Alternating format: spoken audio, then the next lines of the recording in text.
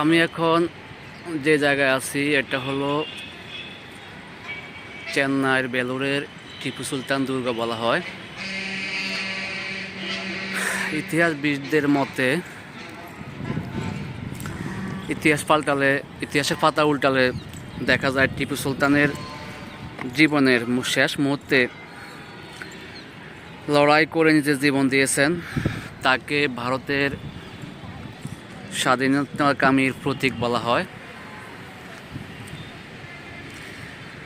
1757 সালে নবাব সিরাজউদ্দৌলা পতনের পর ইস্ট ইন্ডিয়া কোম্পানির বিরুদ্ধে অস্ত্র ধরার জন্য একমাত্র তিনি অবশিষ্ট ছিলেন। তাই ভারত দখলে বারবার চেষ্টা করেও ইংরেজরা ব্যর্থ হয়।